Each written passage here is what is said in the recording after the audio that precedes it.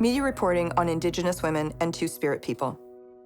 There tends to be a lens that non-Indigenous people look at Indigenous people through. Now, we have to actually recognize what has happened over history. There's been a long history where the average Canadian has been taught that Indigenous people are deficient. So they're already coming in with that particular bias, no matter who you are in Canada. So then when it comes to media reporting, that's always playing in the background. And what that actually does to the stories of Indigenous people is it starts to taint it, and different word choices are used. And not a lot of thought is put into it because it's called unconscious bias for a reason. And that unconscious bias tends to disadvantage Indigenous people, Indigenous stories, whether it's a small word of terrorist being used as opposed to land defender. There's always a slant to things. So then we go to Indigenous women, which actually have been over-sexualized and marginalized to such an extreme in Canada that the media tends to look for the fault of the victim at every single point. And since that's naturally the inclination of what Canadians have been taught, including journalists, that then goes toward how stories are reported. To see your people portrayed again and again in racist and stereotyped ways, or, being decried as villains to the Canadian narrative of we're a good white country, that's painful. Because if we continue to tell stories about Indigenous women who are disposable because they're murdered because they're in the sex trade, or they're murdered because they're on a highway hitchhiking, then what that does is it gives the rest of the country permission to see women in that way and Indigenous women in that way, which then opens the door for abuse and neglect. Because if we are seen as people who can be abused and who are trash and who are undeserving of even basic human rights, then it's easy peasy lemon squeezy to go to the next phase, which is let's kill these people. And that happens all the time. When local media reports on local Indigenous issues, they do it through a white lens, right? Because it's primarily white reporters talking about Indigenous things. They tend to see us as people in need, as people with a problem, as people as something that needs to be fixed. And it's a very shallow and two-dimensional way to think about us. And that's the way that the stories are told, because we aren't the ones telling the stories. We're not the ones that are in control of how the story is told. And a couple of years ago, when we were doing a Wet'suwet'en solidarity action, we tried to control the narrative as best as we could. And we had asked media to stay away, that this was a solidarity event, it was a fire, it was something just for Indigenous people and allies. In the months leading up to this event, media had been irresponsible in the way that they talked about the Wet'suwet'en and what was happening out there and Indigenous responses across Canada. It reminds us that we don't matter. It reminds us that our stories don't deserve to be told accurately. It reminds us that maybe our stories don't even deserve to be told. That maybe we don't even matter down here, except on Canada Day. Except, when the politicians are down for their photo ops. And, we matter terribly when it's time to put on beads and buckskin and sing songs for the people with money, for the funders, for the politicians. But we don't matter when it has to do with our housing, with our job prospects, with our access or lack of access to education. How our stories are told matters. It matters because our kids go to school here and the teachers read the papers.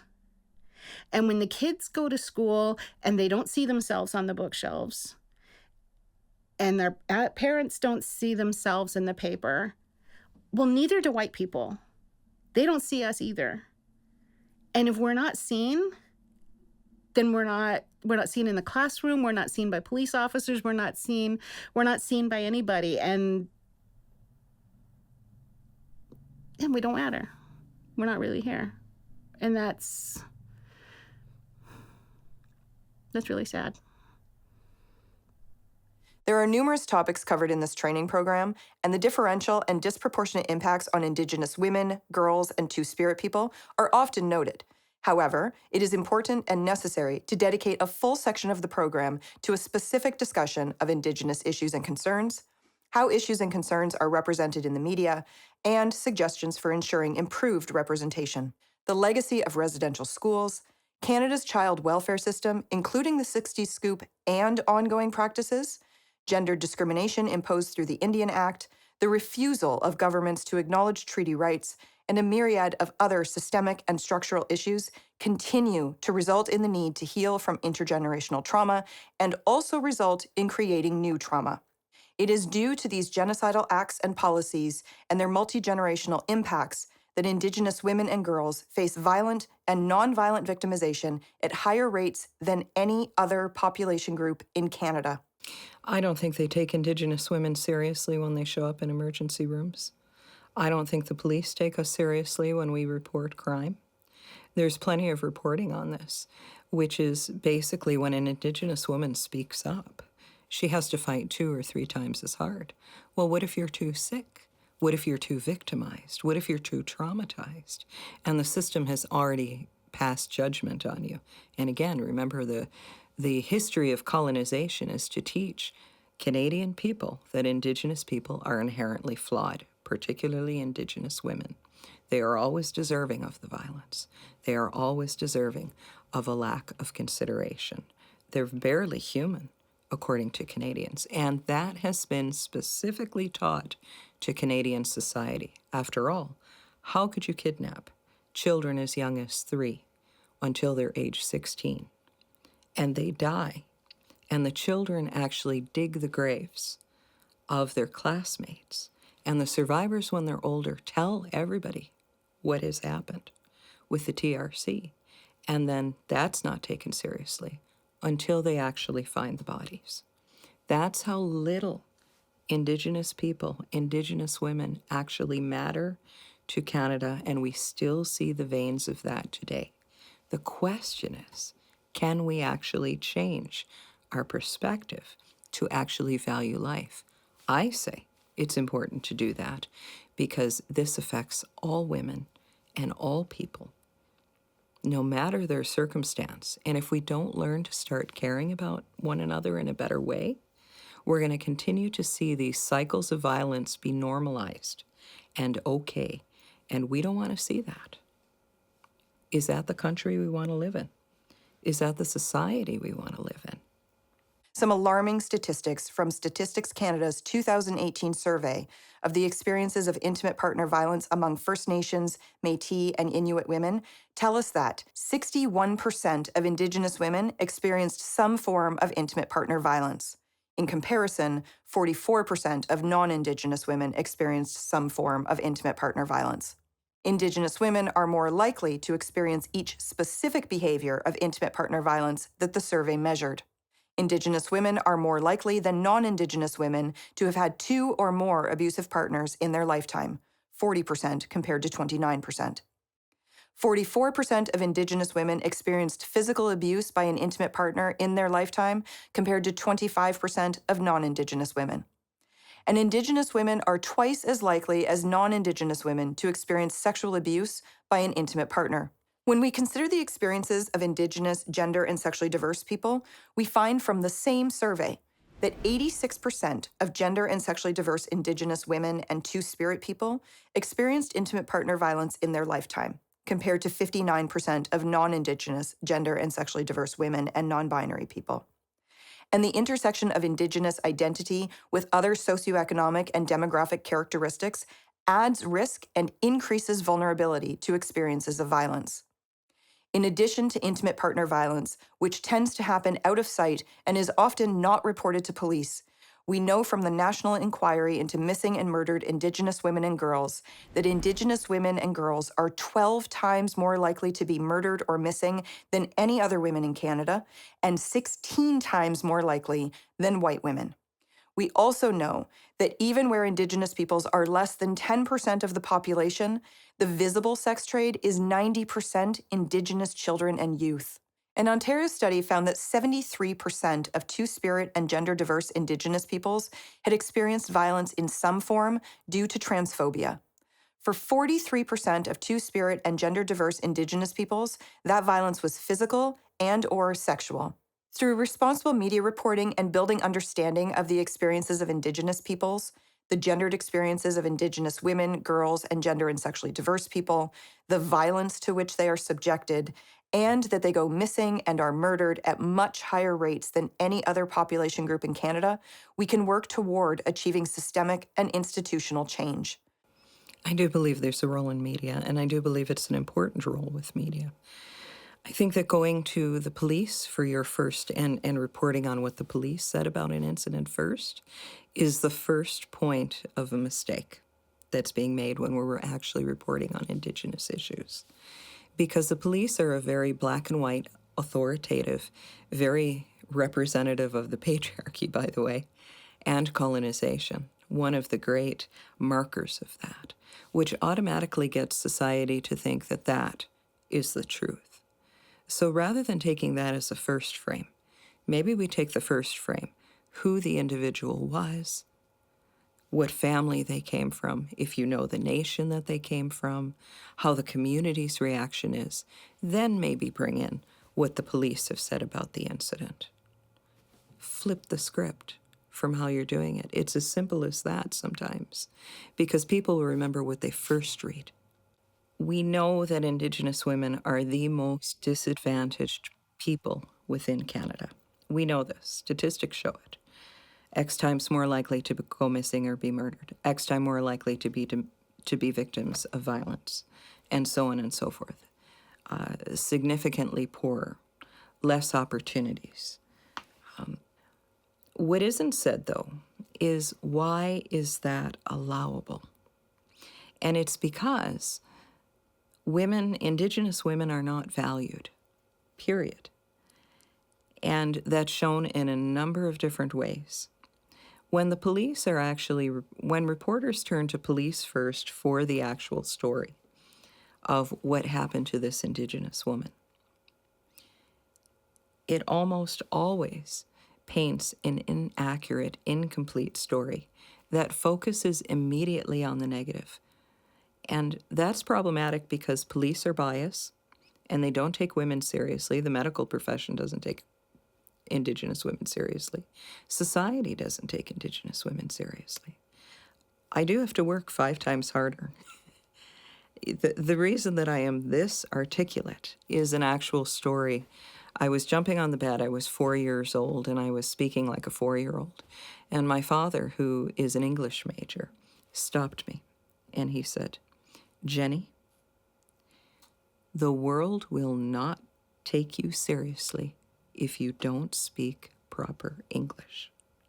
I remember that at 4 years old. And I learned to articulate my words. I learned to use my intellect.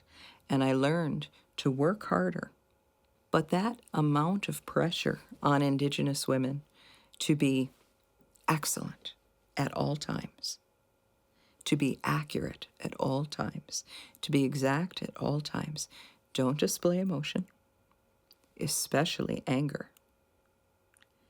All of those things feed into how the media will draw on things, the least little negative, to tear someone apart. Everything, all of the beauty that we get to participate in and the beauty of who we are has been vilified to the point that we don't matter. We don't matter when we talk about our pain. To medical professionals, we don't matter when we talk about the circumstances of violence, whether that or racist attacks on us. None of that is taken seriously. And imagine, I'm highly educated. I'm a little bit older. I've been around the world, this world, quite a bit, and learned different coping mechanisms. The younger women haven't learned any of that. They don't have that experience. And what a shame they have to live in that way.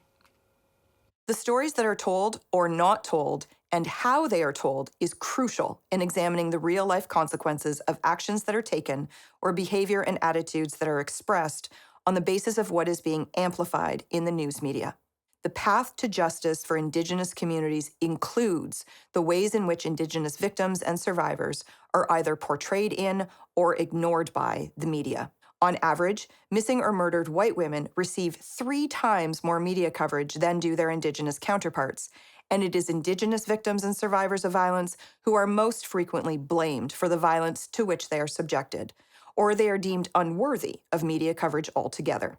It's bad enough that the violence happens in the first place, that people are living in these sorts of abusive situations. But that a person can be abused, murdered, and vanished from all public conversation, I think is an inhumane tragedy that I think journalists should do, even in the constraints that we have, to try to address that as best we can. With regards to the missing and murdered Indigenous women and girls and two-spirited people, the media doesn't cover it well. I mean, it tells, again, that story of deficit and that story of loss. It frames them as, they're out on a bender, or they're prostitutes, or, are there any number of things that actually put them at greater risk of harm. We call those high-risk professions, right? Or high-risk behaviors, not because there's something wrong with the person doing them, but because it does make them more vulnerable to disappearance and to harm. And I think of the way Tina Fontaine was talked about. We had vigils for her and Colton Boushie, back-to-back vigils a couple of years ago. And the media talked about the amount of marijuana that was in her system when she was pulled out of the Red River wrapped in a blanket. Like, how did that even matter? How was that even relevant? The fact that she was a child who was assaulted by an adult male. And the media tells stories about us in that way, as if that somehow makes it our fault. And although they sometimes talk about other victims in that way, it comes about what they're wearing or what they were doing. That's a frequent way of talking about sexual assault victims. When you're talking about Indigenous women and two-spirited people, it hits a little harder and a little differently because we don't have those good people that we're generally seen as. We're generally seen in that deficit position. And so it's almost like, what more could you expect? How else was this going to turn out? Because this is what their lives are. This is what our stories are in the press so often. When the media tells stories in a certain way, it has consequences for how other systems interact with us. For example, when I worked for the Sexual Assault Center, a number of years ago, my role was to go to the hospital and be with a victim while they were getting the medical attention, possibly a rape evidence kit, but not necessarily. And one weekend we had police bring in a young white woman who they thought might have been assaulted, and they were being careful, and good for them. She was drunk and disheveled and wasn't in a good condition, and police, I guess, saw her and they wanted to bring her in to make sure she was okay. Great. That shows a level of care and compassion for somebody who may have been hurt. Later that week, so, Monday, Tuesday after the weekend, the Sexual Assault Center got a call from another young woman who had also been picked up by police that weekend, drunk and disheveled. She had been taken to the drunk tank and held overnight as being drunk and disorderly. She had been sexually assaulted. By the time she called the center, more than 72 hours had passed.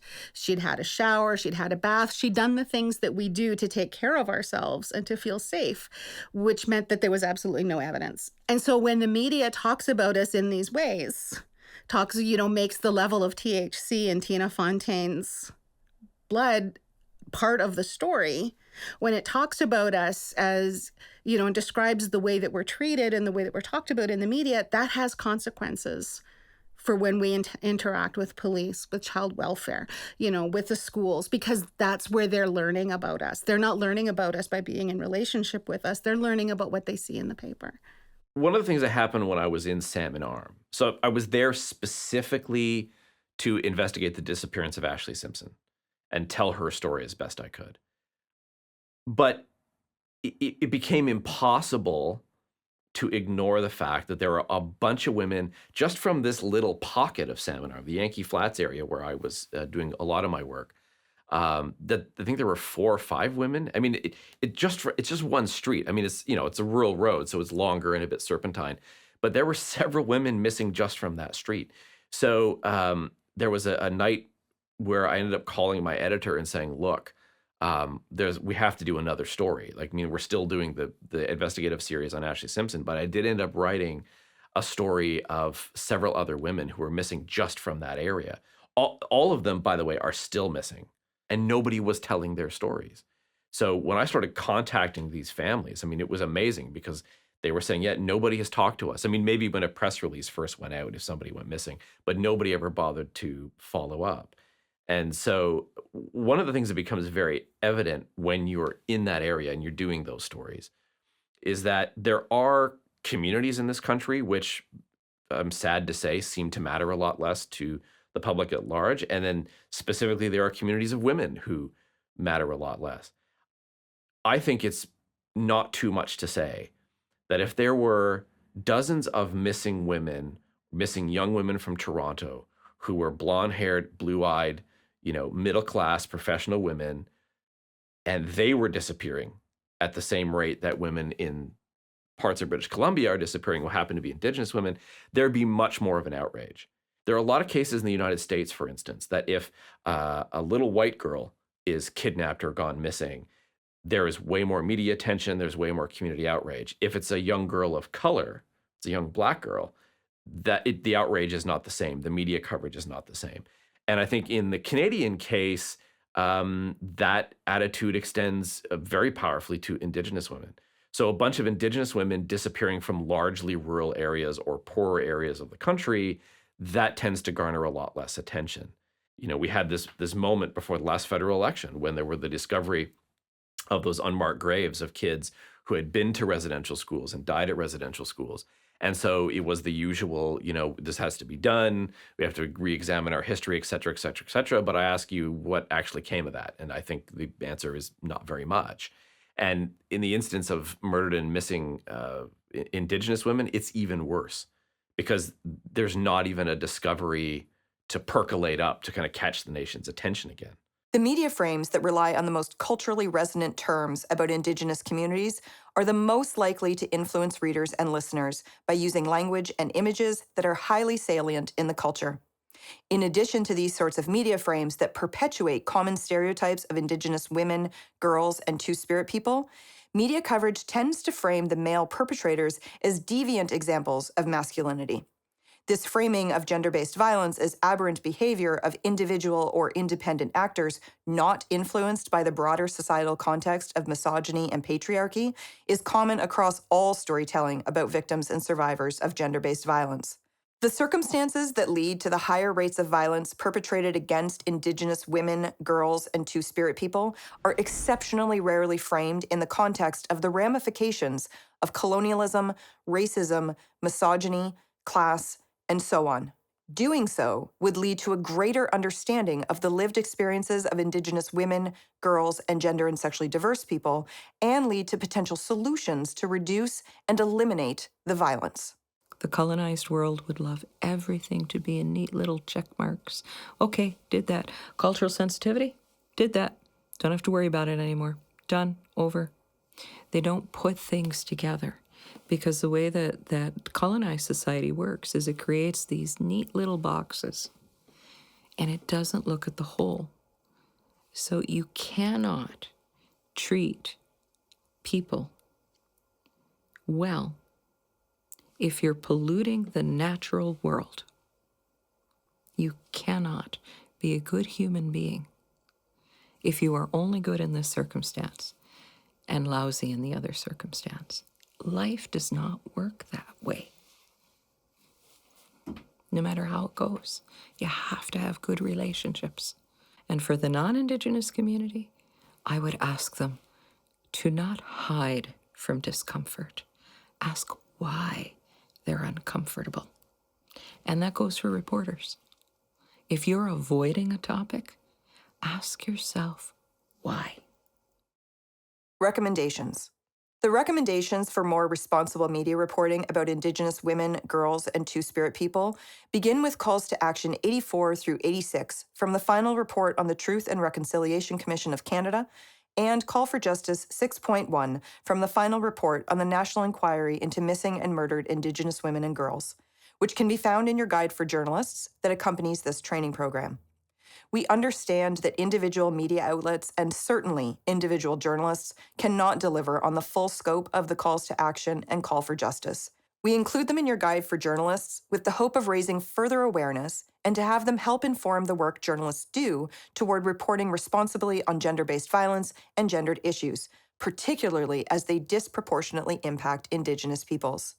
In addition to the recommendations in the guide for journalists, we recommend that journalists develop relationships with Indigenous people and communities, including staff at friendship centers and with First Nations, Métis, and Inuit Reserve communities, so that when journalists are looking for information or context about issues or events, they are not making a cold call to someone or to a group with whom they have not developed a trusting and mutually respectful relationship. Local media, because its job is to build local community and to tell the stories of the local community, could be building relationships with the local community, with Indigenous people, with Black people, with disabled people. I mean, I'm sure if you broaden out your church and your civic and your sports groups, you're going to bump up against us. And so you build relationships with us and then invite us to write a piece. And we have university degrees, we have education, we have good skills in writing. And you can follow us on our blogs and listen to our podcasts and follow us on Twitter and use us as more than a background source and have more than your stable of your favorite three or the ones that you always reach out to. Because you're reaching out to them because you have a relationship with them. Broadening that relationship means having a more diverse bunch of us to talk to, because we're also not a monolith. There is no single Indigenous community in Niagara. There are many overlapping communities of people from many different nations down here, and we don't all have the same experience of living in Niagara. Some of us are further from home than others. So, we have a wide range of economic and professional contexts as well. And so building relationships with us, putting out a call, and asking us to submit things. We have a diversity column. The first time I was published, the only time I was published in the Toronto Star was a diversities column that they used to have. And I'd had an experience with a photojournalist that was really terrible. And I wrote an opinion piece about that experience, about being racialized by this photographer who was taking a picture of me for a magazine article I wrote. And she wanted Pocahontas. She wanted me to look like a stereotypical Indian for her photograph, and I allowed her to make me over. I allowed her to change my hair, to change my clothes, to change my child's presentation. And now that lives forever in Canadian Living magazine, this remake of me to suit what the photographer thought the article needed. And so I wrote an opinion piece about that, and I published it in the Toronto Star. And then that led to other conversations in other media outlets about how we're represented and how I had allowed myself to be shaped by this photographer because I felt like I didn't have the right to say no. I felt like she had all of the power in that moment, and she really did. And so having even a column space where we can tell our stories and we can talk about what it means gets more of our voices out there, gets more of our people out there talking to each other. Other media outlets then hear what we're saying, and it just broadens and enriches the larger conversation about our community and what it means to live here in Niagara as all of us, not just as Indigenous people. Create the relationship. That it has to be more than just a job. When I need a story out, I know which reporters have taken the time to sit and actually understand the background to a level. And reporters need to understand that sometimes it means before there's an emerging issue, go and visit some of the people who have been spokespersons. Read who's writing and already communicating, and sit down and have a conversation with them. Start a relationship. Things will go much easier. Any reporter who contacts me, I will tell me what your timeline is, ask your questions in an email. I will write back to you and help you meet your deadline. Like, I'm not unreasonable. Again, But the ones who are really good, they actually come to the Friendship Center. They will spend after the story's written to understand and ask a few more questions, maybe ask some culturally insensitive things because they, so that they don't step into it in the future. Hey, I was wondering. And then they don't just do it once, they do it repeatedly. So over time, they're developing a better understanding of community. They've got those points of contact, and it makes all of our jobs easier in the end of the day. Relationships. We say that again and again and again. It's about a relationship, not a checky box. In some style guides, it is recommended that you not write anything about an Indigenous person that you wouldn't also write about a white person. However, our interviewees, who have extensive experience with the media, make the following recommendations when considering what to write about Indigenous people and their stories. I appreciate the effort to do kind of a across the board, like, here's a single approach. We ask everybody the same questions to eliminate certain biases. But at the same time, there are distinctions amongst groups that you need to pay attention to and take care around, because they really do make a difference to the story. If we're talking, if there's a story about a missing Indigenous woman, you need to be very clear that this is an Indigenous woman and that this is connected to broader issues of colonialism and disappearances. Those things really do matter. If you just report on an Indigenous woman and you say this Indigenous woman has gone missing, and you don't bring in that societal context, for example, it opens the door for, she was drunk, she lives a high-risk lifestyle, blah, blah, blah, right? And that is so harmful. But I do think there's attention to and care that has to go into each subject, and thinking about who they are and what are the right and wrong questions to ask, because sometimes there are different questions that need to be asked given that person's lived context. I think that's really important. One of the things that journalists can do better when they're telling their stories is to think about what it means to be that person in this community, not necessarily to think about what it means for me to be Patty in this community. But if something happens to me and I become the subject of a story, what does it mean to be an Ojibwe woman in this community? What was it? Was there something about being an Ojibwe woman that contributed to why I'm part of the story, to why what happened? Set us within our communities. Don't look at us just in isolation. I think whiteness has the luxury of being able to be seen in isolation simply because the broader context is something we all understand. Whether you're racially marginalized or not, you understand what it is to be white in Canada because that's our history, that's our media, that's the television we watch, that's everything. And so there's a common understanding of that. But what it means to be an Indigenous woman in Niagara, to be a Black woman in Niagara, to have disabilities, mental health disorders, any of those things, or even the way those things interact within a single person, to ask that question or to think about that question and set us within our community and then how we're connected to other communities, I think that would really transform the way some of our stories are told and the way that we're seen. Key takeaways. Develop mutually beneficial relationships with Indigenous leaders and community members before their input is needed for a story. Be sure to cover positive stories about Indigenous communities and people.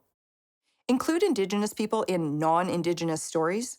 All issues are Indigenous issues because Indigenous people participate in or are impacted by all issues. Don't shy away from contextualizing stories within broader issues of colonialism, anti-Indigenous racism, misogyny, and other systems of oppression.